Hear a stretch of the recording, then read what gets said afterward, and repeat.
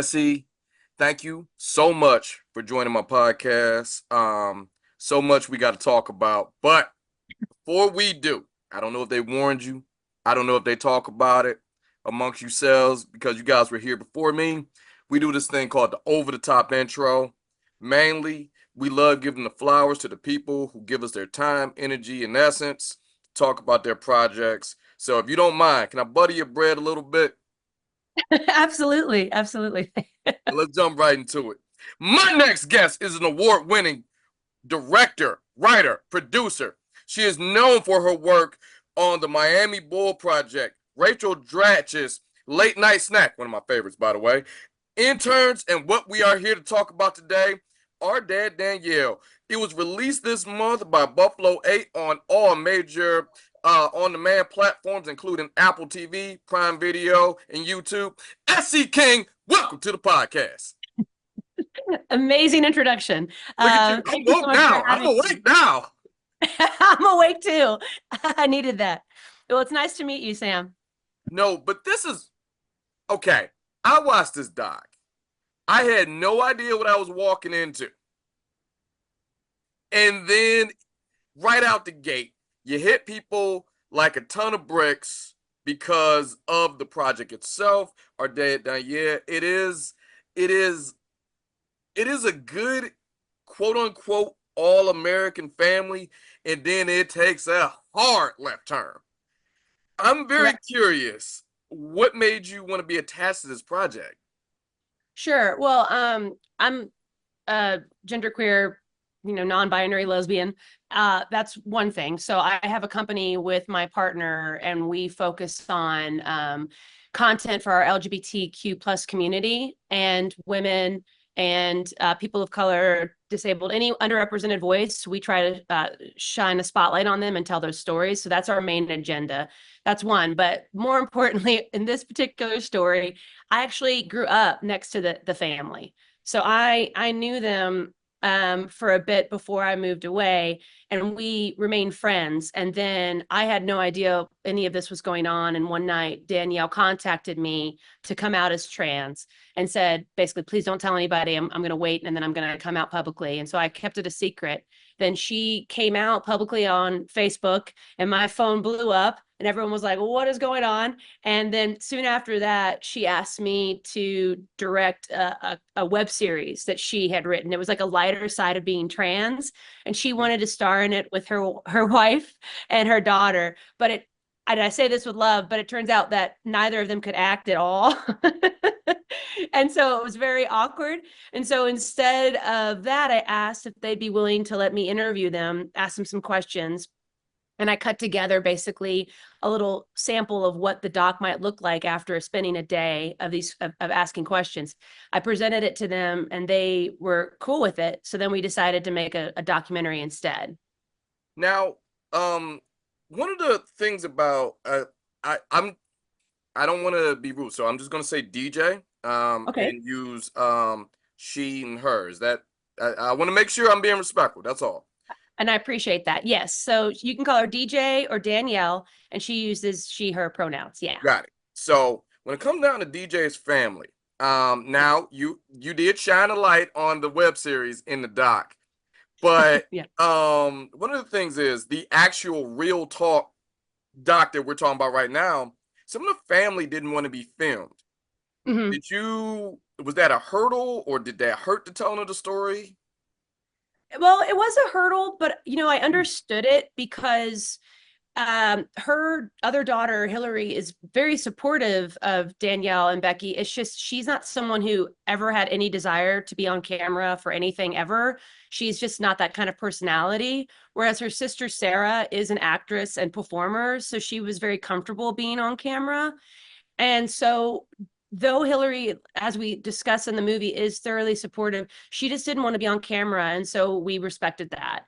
And I think it was important for us to acknowledge it in the movie just because we didn't want people basically kind of putting their assumptions on it. Like, why isn't she in the film? Does she not support Danielle and Becky?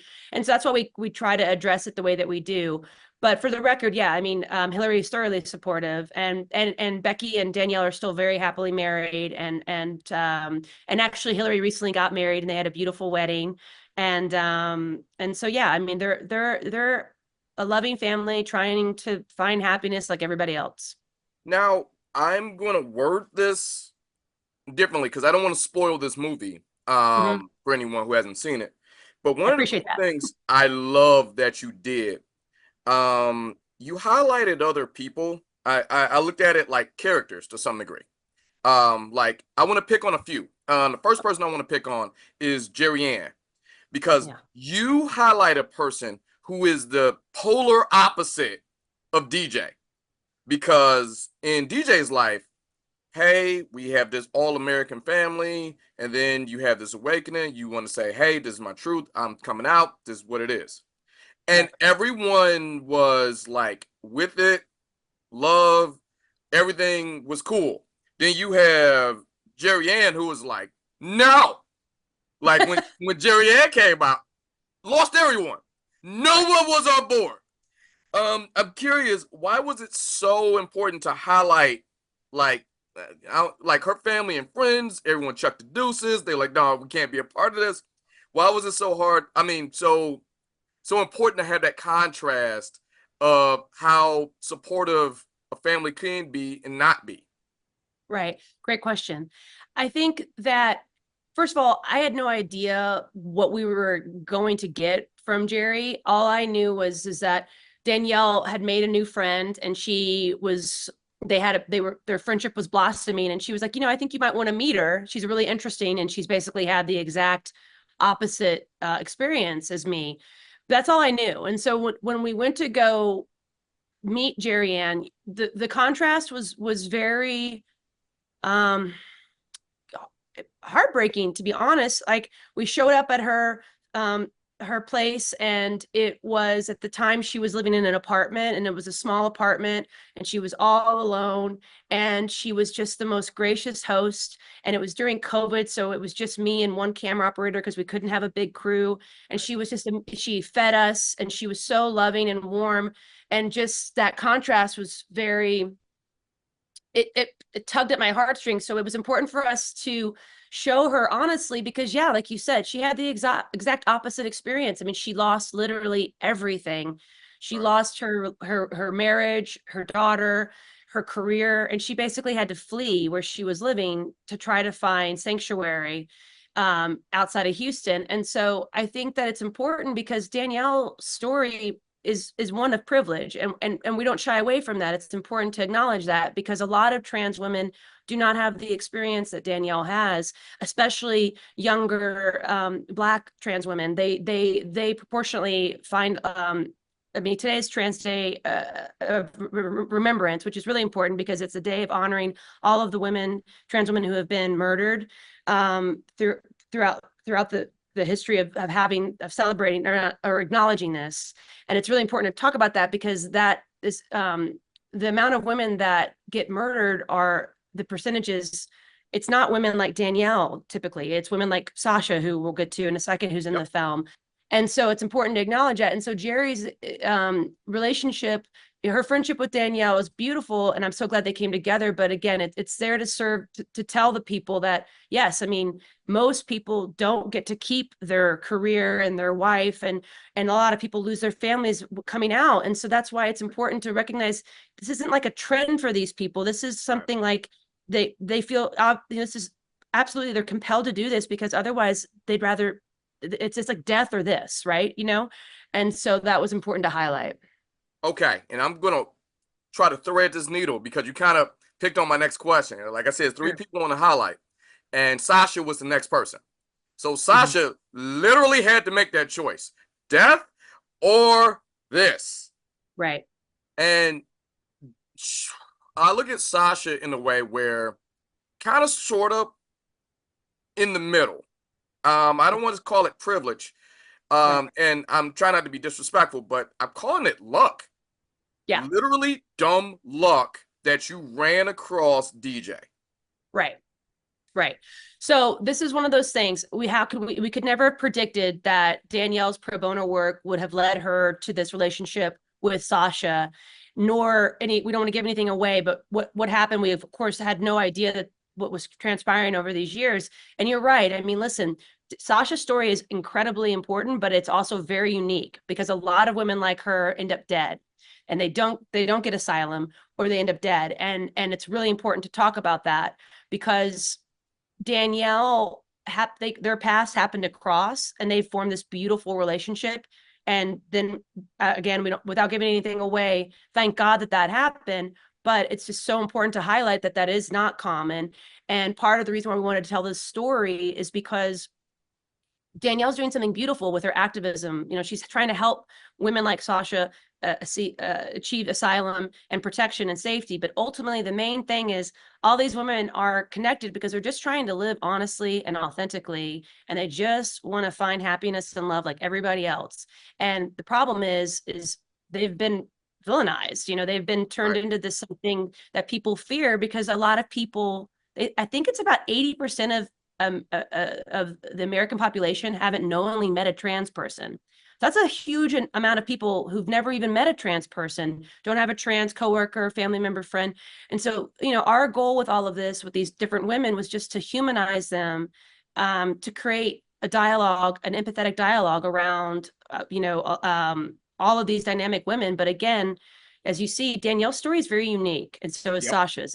And so it's important to highlight that and be honest about that. I feel like you're reading my notes because that goes into my next question. The last character I wanted to highlight is not a villain per se, but like Melissa Walker shows up in this, and her very being, and this is how I took it. I hope I'm wrong. Her very being contribute to misinformation, gossip, and just plain assumptions for the same Facebook Facebook message that you probably would have gotten, or the same thing it turned into. Oh, we have to investigate. No, the hell you don't. Yeah, this isn't CSI. I mean, like, so like when you have people like Melissa, and it just sort of like reaffirm is like not one and I found myself as putting this on the page. Not one person thought about, I don't know, calling them. Right. Hey, you all right? What's going on? You want to talk about it? You just flooded the community with assumptions. Right. Why was it so important to have that element in this film as well? That's a great question. Yes, I mean, and again, you know, Melissa's very supportive, but we needed to represent this honestly, and she kind of serves as a representation of the community on purpose, right? Because that was what was happening. She was willing to say what she said on camera because she's a friend of theirs and she was being honest. But you know how many people weren't? The majority of people didn't want to be on camera, but these conversations were happening behind closed doors, or they were happening to me when, you know, privately, right? They would ask me these questions. So it was really important to represent, one, what I knew the community was saying and talking about, but two, what a lot of people around me kept on asking. So that was like the majority of the questions that are asked in the film aren't asked because I need to know them. They're asked because I know the majority of these people were secretly wanting to know these things, right? And so it's really important, like you said, because assumptions get everybody in trouble.